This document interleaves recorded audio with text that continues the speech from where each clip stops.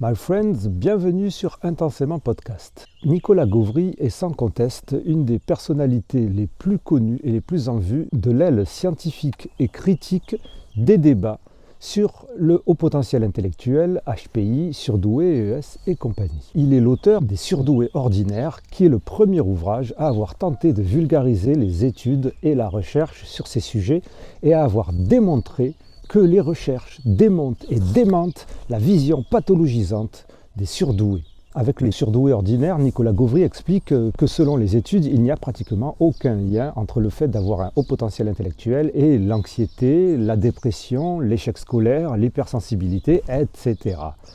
Associés à Franck Ramu, autre célébrité de l'esprit critique, et d'autres personnes comme Ghislaine Labouré, ils ont aussi ensemble conduit de nombreuses méta-analyses ou fait leurs propres recherches qui ont contribué à l'avancée des connaissances dans le domaine. Il s'est aussi penché depuis quelques années sur l'hypersensibilité, associé à sa partenaire Nathalie Claubert, avec laquelle il a réalisé l'ouvrage collectif Psychologie du haut potentiel, qui regroupe une quarantaine de spécialistes et qui constitue un ouvrage de référence pour les professionnels, les étudiants, mais aussi le grand public.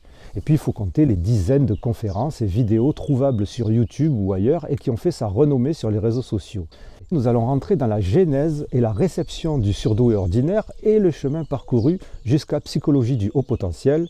Et je vous réserve un autre épisode spécial hypersensibilité pour la semaine prochaine. Je vous souhaite une bonne écoute et une bonne visionnade. Merci d'avoir accepté cette invitation. C'est toujours la première question évidente, bien que tu sois quand même une des personnes les plus connues dans l'univers surdoué HPI. Est-ce que tu pourrais te présenter ? Je suis Nicolas Gauvry, je suis enseignant-chercheur en sciences cognitives à l'Université de Lille, on peut résumer comme ça. Au départ, j'étais à cheval entre mathématiques et psychologie plutôt. C'est encore le cas pour mes enseignements à l'université où je suis entre psychologie cognitive et puis machine learning. Donc il y a un peu de maths, un peu de psycho. Mais mes recherches, c'est vraiment en psychologie. J'aime bien quand il y a des modèles mathématiques, mais il n'y en a pas toujours. Et donc, en particulier pour le haut potentiel, j'utilise pas les mathématiques. J'ai pas de modèle du haut potentiel en mathématiques. Non. Et donc, dans le cadre du haut potentiel, on peut dire que je suis enseignant-chercheur en psychologie. Dans ta tête, tu mélanges pas les deux, quoi. Je travaille sur plusieurs thèmes et il y a des thèmes où on peut vraiment faire des modèles mathématiques, mais c'est des choses assez précises comme la mémoire de travail ou le raisonnement logique, des choses comme ça. Ok, d'accord. Complètement sans lien avec le haut potentiel, mais donc dans le cadre du haut potentiel. Je pensais plutôt à tout ce qui était méta-analyse. Ah oui, ça je le classe pas dans les modèles mathématiques, mais effectivement on utilise beaucoup de stats. Ouais. C'est vrai que oui, j'ai tendance, donc pour tout ce qui est haut potentiel, moi je suis plutôt du genre à aller chercher des grosses bases de données quand c'est possible, pour avoir des échantillons fiables, plutôt que de faire des expériences de terrain avec des plus petits échantillons, mais qui sont en général biaisés parce que c'est compliqué de faire autrement, quoi. Oui, donc il y a plusieurs conférences où on peut te voir, des conférences assez anciennes qui remontent peut-être à l'époque du surdoué ordinaire. Comment ça t'est venu l'idée de faire un livre comme ça ? Oui, alors en fait, avant, je m'intéressais pas, 4-5 ans avant, je m'intéressais pas à la question du haut potentiel. Ça m'est venu suite à une conférence à laquelle j'ai assisté, qui devait être organisée par la FEP autour de 2010. Il y a une dame qui était venue nous présenter ce qu'étaient les enfants à haut potentiel. Alors c'est marrant avec le recul parce que maintenant je trouve que c'était complètement n'importe quoi, mais sur le coup ça m'avait vachement ému, quoi. Elle décrivait des gamins mal dans leur peau, très anxieux, qui font des cauchemars et tout. Puis à chaque fois il y avait une explication. Ils sont tellement intelligents qu'ils se rendent compte bien avant les autres que la mort est inéluctable, etc. Ils n'ont pas les moyens de s'en protéger, et puis ils sont harcelés, ils font des cauchemars, ils dorment pas la nuit, ils sont super anxieux, etc. Voilà, c'était très très émouvant surtout, hein. J'étais un peu emporté là-dedans. Et du coup, je me suis dit que ça m'intéressait beaucoup ce truc, et j'ai voulu en savoir plus. Et j'ai commencé par lire des bouquins comme tout le monde, hein, je pense. Les mêmes qu'on trouvait grand public, quoi, qu'on trouvait partout. Et comme à chaque fois c'était écrit par des psychologues qui étaient présentés comme des spécialistes de la question et qui disaient toutes les mêmes choses, moi j'y croyais, hein. C'est aussi pour dire, je suis arrivé en me disant je vais révolutionner tout ça et puis dire le contraire. Donc, je pensais que c'était vrai, et donc je faisais un lien entre tous les malheurs qu'on peut imaginer et puis le haut potentiel. Et la seule chose qui me gênait beaucoup dans tous ces bouquins, c'est qu'il n'y avait jamais de référence. C'est-à-dire à chaque fois on avait On disait, ils ont un sens de l'humour particulier, avec 3 anecdotes très rigolotes, mais moi, j'avais envie de savoir quand même, est-ce qu'on est sûr qu'ils ont vraiment un sens de l'humour particulier, ou c'est juste des observations comme ça.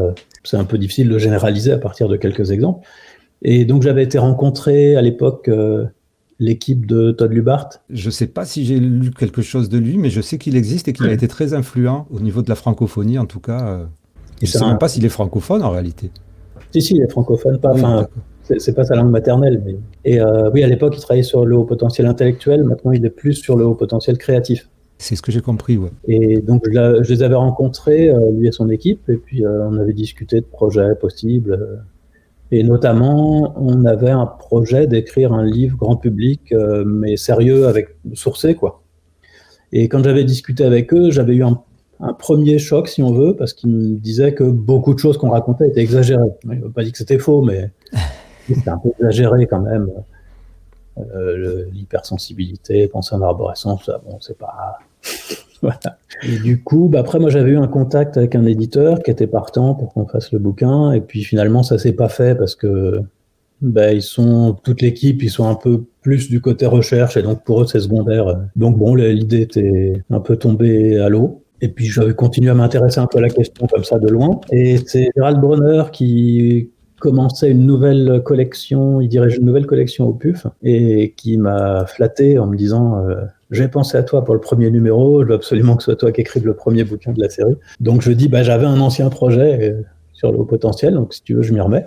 Et donc c'est comme ça que les surdoués ordinaires sont nés. Et là-dessus, moi j'étais parti donc avec l'idée vraiment d'écrire la même chose que les autres, mais avec toutes les sources. J'ai fait juste une revue de la littérature scientifique, donc j'allais chercher thème par thème, comme ça, l'anxiété, l'humour, machin, j'allais chercher ce que je pouvais trouver dans la littérature scientifique. Je pensais retrouver la même chose, et puis je ne l'ai pas retrouvé du tout. Et donc du coup, ça a été perçu comme un truc attaquant, un pavé dans la mare, ou je sais pas quoi, mais c'était pas du tout l'objectif de départ.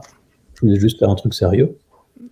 Et voilà. Avant de reprendre cet entretien extraordinairement intéressant, si ce média vous apporte quelque chose, des connaissances, du savoir ou d'autres choses, n'oubliez pas que vous pouvez aussi lui rendre un petit quelque chose en faisant une donation, car ce média n'existe que grâce à vos dons. Et si vous voulez m'aider dans mon travail et me permettre et nous permettre de faire avancer la connaissance et l'information la plus fiable possible sur les hauts potentiels intellectuels, HPI, surdoués, ES et compagnie, il y a un lien unique pour cela et je remercie encore une fois grandement celles et ceux qui l'ont déjà fait et je remercie celles et ceux qui vont le faire. Merci beaucoup.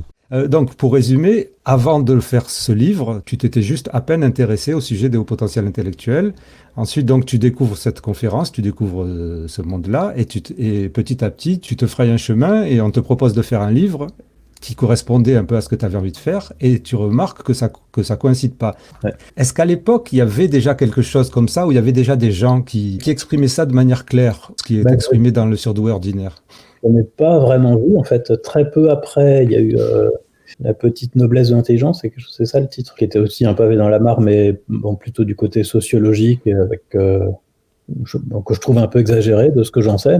Mais non, à l'époque, en fait, c'est peut-être une illusion, hein, mais quand j'y repense, moi j'ai l'impression qu'à l'époque, il y avait une sorte de consensus parfait dans les médias. Oui. Qui était contraire au consensus scientifique, mais voilà, qui était quand même... Oui, mais pas que dans les médias, donc chez les psychologues, parce que moi, si je me réfère Ouais. Oui, voilà. Je suis en train de rechercher l'origine exacte de haut potentiel intellectuel, qui l'a sorti et dans quelles conditions. Donc j'essayais de chercher tout un tas de trucs entre 1995, 2000, 2005, tout ça. Il n'y avait rien qui ressemblait au surdoué ordinaire, en fait. Il n'y avait rien du tout. C'était vraiment tout. On était dans... Maintenant, d'autres personnes comme toi ou comme Stéphanie Aubertin ou comme Franck Ramu appelleraient ça la pathologisation du HPI. Mais à l'époque, ce n'était pas pathologisé parce qu'il n'y avait pas de voie inverse, en fait, de voie opposée.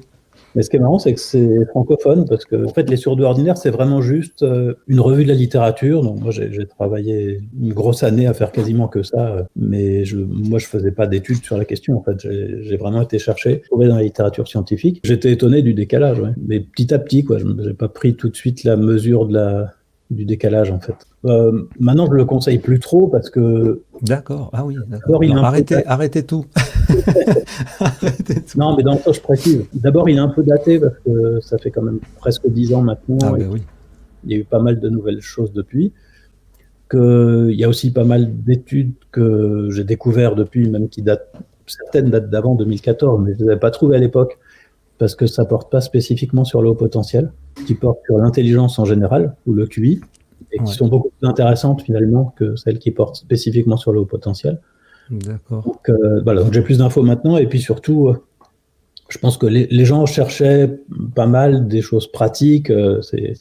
En général, ils achètent un bouquin sur le haut potentiel parce qu'ils veulent savoir comment gérer leur gamin. Oui. Et donc, savoir qu'en général, ils ne sont pas anxieux quand son gamin est anxieux, c'est bien de savoir que ce n'est pas une fatalité, mais enfin, ça aide pas des masses, quoi. Et donc, c'est pour ça que maintenant, je trouve que psychologie du haut potentiel, vraiment, je vois ça comme la Bible, quoi. C'est le truc. Moi aussi, je l'appelle la Bible. Complet. On a remis à jour toute la partie scientifique, mais en plus, il y a toute une partie clinique.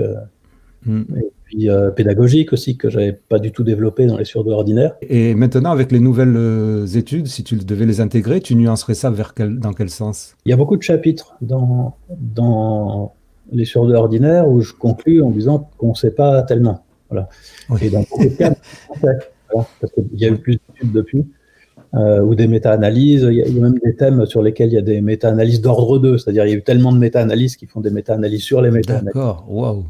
Et par exemple, j'ai vu une méta-analyse sur le perfectionnisme qui n'était pas là à l'époque, parce que c'est assez récent. Et elle dit quoi, cette méta-analyse? Elle dit que les hauts potentiels en fait, il faut distinguer deux sortes de perfectionnisme, qu'on appelle positif ou négatif, c'est une dénomination. Positif, c'est un truc qui pousse à agir et à faire bien. Donc c'est plutôt avoir des standards élevés, chercher la perfection, etc. Et le négatif, ça se traduit surtout par de l'anxiété de performance, on a peur de ne pas réussir, et puis ça bloque, en fait. Et on ne peut pas avoir les deux super forts comme moi? On peut avoir les deux forts ou pas, hein, ça ne s'oppose pas. Mais donc, ce qu'ils trouvent dans les méta-analyses, c'est que les hauts potentiels sont au même niveau que les autres pour le perfectionnisme négatif. D'accord. Et pour le perfectionnisme positif. Il y a d'autres points qui nuancent les surdoués ordinaires? Je pense aussi que sur l'anxiété, par exemple, il y a plus de choses depuis, et que maintenant, il y a aussi des méta-analyses. Plutôt moins d'anxiété chez les HPI, en tout cas au sens le plus général. Après, si on rentre dans les détails, il semble que l'anxiété puisse être un peu différente quand ça s'exprime chez les HPI. Certains auteurs parlent d'anxiété métaphysique pour parler d'angoisse vis-à-vis de l'univers, ça, quand on imagine la planète. Je ne comprends pas pourquoi les autres ils l'ont pas. Mais bon. Donc, ce type d'anxiété-là, pourrait être plus présent chez les hauts potentiels. Ouais. Voilà. Après, il y a des choses qui vont un peu dans un sens un peu différent. Alors, par exemple, sur la dépression, on trouve à peu près le même pourcentage de dépressifs chez les HPI et chez les autres. Oui, mais il me semblait que tout ça c'était connu, enfin, que c'était déjà dans les surdoués ordinaires, il me semblait. Oui, ça y est déjà. Mais par contre, quand on regarde à niveau égal, c'est-à-dire quand on contrôle certaines variables, il pourrait y avoir un peu plus de dépression chez les HPI. Ça pourrait s'expliquer par, alors si je prends l'exemple juste du métier, mais en fait, ils ne prennent pas en compte que ça, hein, mais la satisfaction vis-à-vis de son métier. Les hauts potentiels sont plutôt plus satisfaits de leur métier, mais en même temps, ils ont des métiers plus satisfaisants aussi. Et donc, si on regarde à métier égal, ils ont tendance à être moins satisfaits. En fait. Ça pose la question de la réalisation du potentiel. En fait. Ah, c'est super intéressant. Ouais. Voilà, je trouve ça intéressant, mais alors là, plutôt du point de vue pour les cliniciens. Oui. Dire qu'un facteur de souffrance chez les HPI, ça peut être de ne pas avoir trouvé un métier qui leur convient. Ouais, ça fait sens, ouais, c'est clair. J'ai écrit ce bouquin, c'était... peut-être qu'il fallait quand même être dans le milieu de la recherche pour savoir comment aller chercher les informations. Mais moi, j'avais fait aucune recherche quand j'ai écrit le bouquin, personnel, par une recherche bibliographique, bien sûr, et de synthèse, mais c'est tout. Mais oui, c'est ça qui m'a fait connaître, je pense, sur ce thème-là. Ouais. Une des critiques de ta position, mais pas que toi, hein, on te met souvent en parallèle avec Franck Ramu, ça serait la sublimation du HPI, qui fait que, à cause de vous, si on vous croit, si on vous suit, eh ben, le HPI n'aurait aucun problème, en gros, quoi. Voilà. Donc, oui, les gens répètent ça en permanence. On n'a jamais écrit ça nulle part. Puisque même, comme je le dis là, par exemple, pour la dépression, en fait, on ne trouve pas tellement moins de dépression chez les HPI. Oui. Voilà, donc j'ai jamais dit ou écrit nulle part que les HPI ne pouvaient pas avoir de dépression. Juste énoncer les faits, c'est les données qu'on a, quoi, qui disent qu'ils n'ont pas plus de dépression. Oui. Mais chez les gens, ça, Chez les gens, ça se résume à on n'est pas toujours dans la nuance comme vous, on n'a pas toujours les chiffres en tête, on n'est pas toujours dans ces histoires de moyennes statistiques. Bon, ben, les méta-analyses, les métadonnées, ou alors tel livre ou tel livre dit que, de toute manière, en général, les surdoués ont moins de problèmes et c'est plutôt positif d'être au potentiel intellectuel. Bah oui. Toi, tu dirais, c'est juste que ça ne change pas, en fait. Enfin, que ça ne change rien. Ça dépend pourquoi. Mais même moins, ça ne veut pas dire pas du tout. Hein. Alors, ça ne se passe pas que pour le haut potentiel, mais c'est un peu frustrant. C'est-à-dire que quand les gens pensent qu'on pense quelque chose, on a beau écrire texto le contraire, en fait, ils lisent quand même ce qu'ils ont envie de lire. Et donc, c'est pas parce que je remets en question l'idée que le haut potentiel est un facteur de risque que je dis que tous les hauts potentiels vont bien, comme tu disais tout à l'heure. On m'a dit, tu prétends que les hauts potentiels ne peuvent pas être dépressifs. Non, je n'ai jamais prétendu ça. Et je me souviens d'une fois où je me suis même... C'est un mauvais souvenir, hein.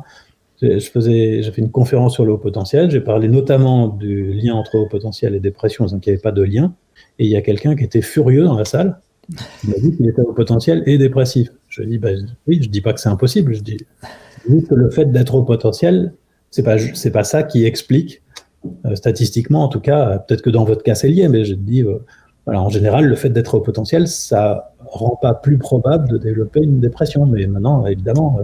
il y a des dépressifs aussi chez les hauts potentiels. Mais il n'était pas content parce que comme il était les deux, il voulait que ce soit lié. Il est parti en claquant la porte.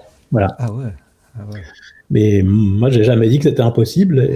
Et même, j'irais même plus loin en disant que je prétends même pas qu'on puisse pas être dépressif parce qu'on est haut potentiel dans un certain sens. Statistiquement, il n'y a pas de lien, mais ça ne veut pas dire que l'un peut pas être cause de l'autre dans des cas particuliers. Par exemple, être très riche, en général, c'est plutôt un facteur de satisfaction, on est plutôt content. Mais il y a des gens qui dépriment parce qu'ils sont très riches, notamment des gens qui gagnent au loto et qui ont l'impression tout à coup que tout le monde veut les voir, mais c'est uniquement pour leur argent. Du coup, ils se sentent à la fois harcelés et complètement seuls. Et donc, ils peuvent être malheureux parce qu'ils sont riches, ça arrive, mais ça ne fait pas que le fait d'être riche en soi, c'est un facteur de risque. Mais dans certains cas, oui. Voilà, pour le haut potentiel, c'est pareil, ça peut être dans certains environnements, ça peut être un facteur de risque aussi. Par exemple, quand on est dans un environnement qui dévalorise l'intelligence, ça peut se produire. Voilà, ça peut être un facteur de trouble, de difficulté, mais en général, ça ne l'est pas. Après, sur les critiques que je reçois, moi, il y a tout un tas de gens qui, je pense, avec qui je peux quasiment pas discuter, en fait, parce que leur façon de penser, c'est pas est-ce que c'est vrai ou pas ce qu'on dit, c'est quel effet ça va avoir. Et il n'y a que ça qui les intéresse. J'avais eu comme ça une très longue discussion avec une présidente d'association pour les enfants à haut potentiel. Je crois que c'était en Suisse. Mais bon, c'était un dialogue de sourds, parce qu'elle me disait, mais pourquoi vous dites ça? Je dis, parce que j'ai été regardé dans les... Mais c'est juste la vérité, quoi. En fait, je regarde les données, elle me dit, oui, mais alors si on dit ça, l'éducation nationale, elle va faire ci, elle va faire ça. Je me dis, mais moi, je parle pas pour que l'éducation nationale fasse quelque chose. Juste, on me dit, c'est comme ça, je vais vérifier, c'est autrement. Alors, je le dis, voilà, c'est tout. Alors après, indépendamment de ça, je lui ai dit aussi, je pense que de toute manière, mentir, c'est pas bon, parce que si on obtient quelque chose de l'éducation nationale en prétendant que les hauts potentiels sont à risque, le jour où on s'aperçoit, où ils s'aperçoivent que c'est pas vrai, parce que c'est marqué partout quand même, dans la littérature scientifique, du coup, ils ont plus de raison d'aider, alors qu'en fait, on peut les aider quand même. Et puis, d'autre part, ils les aident pas de la bonne manière, parce que, en fait, la plupart des hauts potentiels à l'école qui peuvent bénéficier d'une aide, ils n'ont pas besoin d'une aide pour ne pas déprimer. Ils ont besoin d'une aide pour être mieux nourris. C'est pas du tout la même approche. Oui, parce que si j'ai bien compris, ça serait plus ou moins le forcing de certaines associations pour justement avoir une reconnaissance de l'éducation nationale qui a petit à petit aussi amené à cette négativisation, ou je ne sais pas comment on dit, un négativisme du surdoué, quoi, en fait. Mais oui, c'est une des hypothèses. Alors, il y a une journaliste qui avait essayé de comprendre comment c'était arrivé et qui arrivait à cette conclusion. Ouais. Alors, est-ce que c'est un cercle vicieux? Est-ce que c'est eux qui finalement ont influencé les psychologues qui en ont parlé de cette manière, ou les psychologues qui ont influencé les associations? Ça, je sais pas. Je sais pas. Puis après ça s'entretient. Il y a aussi des choses particulières dans les associations, parce que ceux qui y vont, notamment, il y a quelqu'un qui a écrit un article récemment pour dire qu'il fallait arrêter de faire des études sur les gens de Mensa en pensant qu'on faisait des études sur les hauts potentiels. Donc, il fait un calcul, il voit que les gens de Mensa, ça représente quelque chose comme 0,1% des hauts potentiels. La plupart n'y sont pas. Et que, en fait, quand on regarde, les études donnent pas du tout les mêmes résultats. Par exemple, quand c'est en population générale, je prends l'exemple de la personnalité, on trouve aucune différence, sauf sur l'ouverture, c'est-à-dire la curiosité, l'attrait pour pour la nouveauté. Ça, on retrouve plus haut chez les hauts potentiels, en population générale, mais pour tout le reste, il n'y a pas de différence. Et par contre, chez les gens de Mensa, il y a plein de différences. Ils sont moins agréables. Ah bon? Ah, je devrais aller à Mensa alors. Mais c'est toujours en moyenne, hein, ça veut pas dire. Donc c'est toujours en moyenne. Je dis pas du mal des gens de Mensa en général, mais voilà, en moyenne, on retrouve ça. Donc on retrouve des différences quand on va étudier les gens de Mensa, qu'on ne retrouve pas quand on est en population générale et qu'on regarde juste les HPI. Oui. Voilà, et c'est le même problème pour les associations. Enfin, problème. Il y a le même biais. Oui, c'est le même biais. Pour les associations de parents d'élèves, parce que, évidemment, on a plus besoin d'y aller quand on a un enfant qui a des difficultés. S'il se trouve bien à l'école et qu'il a... Alors, des fois, c'est parce on a du mal à obtenir un saut de classe ou quelque chose comme ça. Donc, ça peut aussi être pour des raisons plutôt positives, mais bon, souvent, c'est pour des raisons négatives. Puis, il y en a qui n'ont pas de problème pour sauter une classe ou qui veulent pas sauter de classe, qui n'ont pas besoin.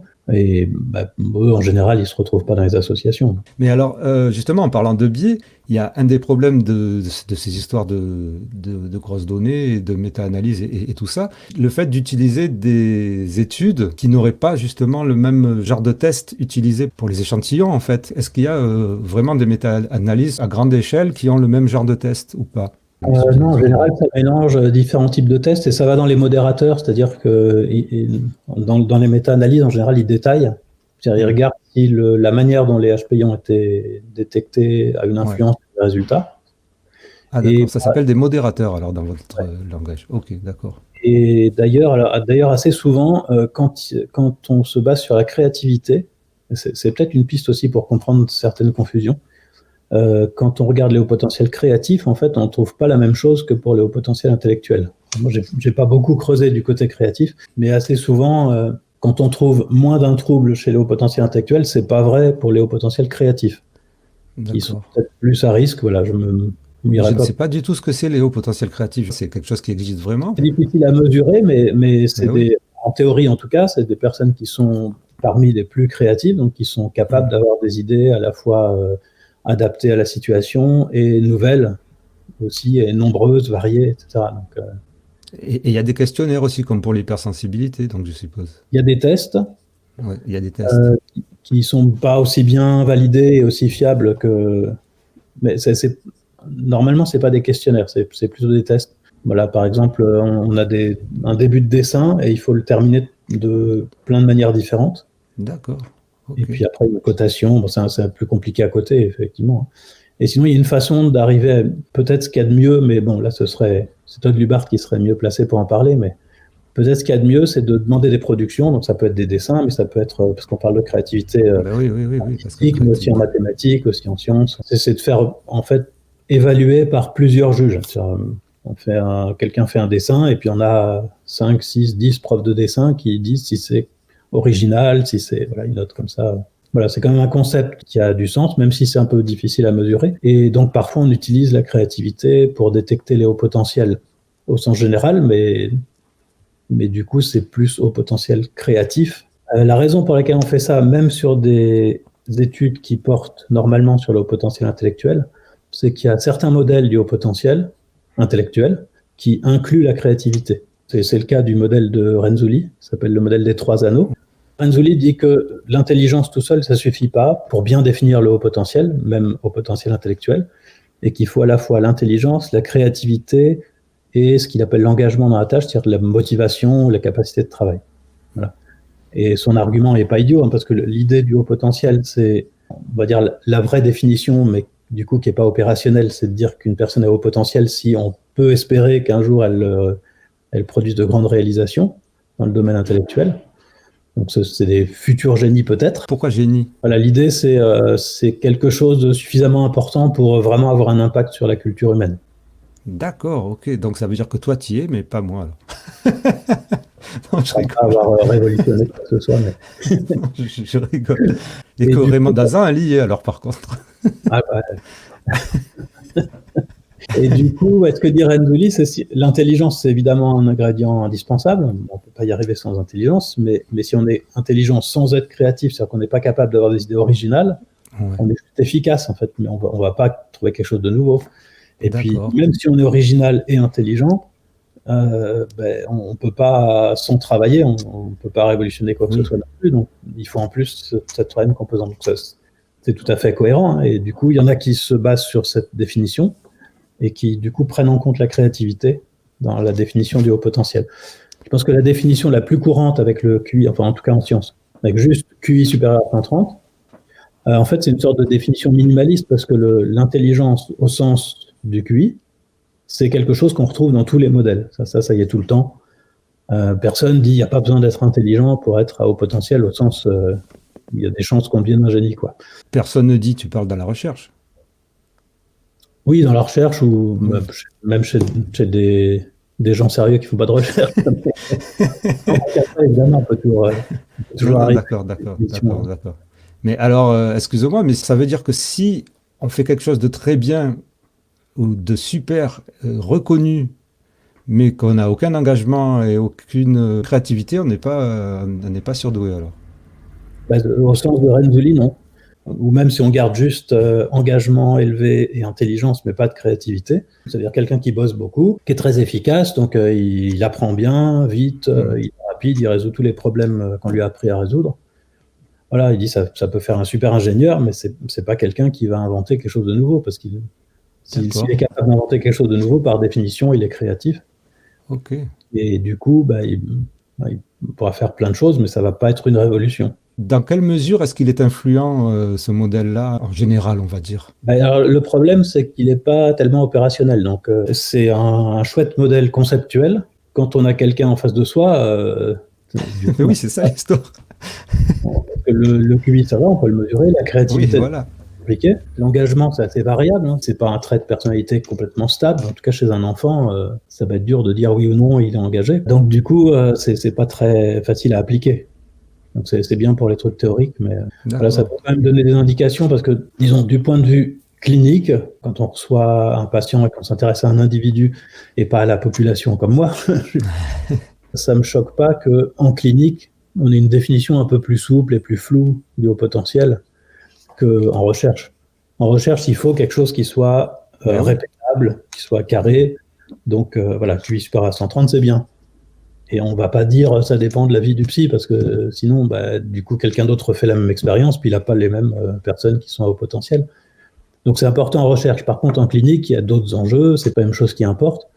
Et donc moi, ça me choque pas qu'en clinique, on ait une autre définition. Et par exemple, peut-être qu'un clinicien pourrait faire passer un test de QI et prendre aussi en compte ce qu'il sait de la personne en termes de créativité et engagement. Et ça peut se voir... par un entretien clinique sans forcément qu'il y ait de test, et ça peut jouer, quoi. Ou d'hypersensibilité, alors. Ça, c'est pas dans les modèles. Voilà, un grand merci donc à Nicolas Gauvry pour cette première partie de l'entretien qui était sur les hauts potentiels intellectuels. Et donc la semaine prochaine, nous allons aborder l'hypersensibilité avec Nicolas Gauvry. Nous allons enfin savoir ce qu'il en pense et qu'est-ce que cette nouvelle échelle de mesure de l'hypersensibilité que Nicolas Gauvry a concoctée avec Nathalie Claubert et qui s'appelle le CAAS. Merci d'avoir écouté jusqu'à présent. Rendez-vous donc la prochaine fois. Et si vous ne pouvez pas attendre, vous avez plein d'autres choses à regarder là ou là. Je ne sais pas où c'est que je vais le mettre. Merci beaucoup. Portez-vous bien. Intensément, c'est la liane divergente. Intensément, c'est le poteau potentiel.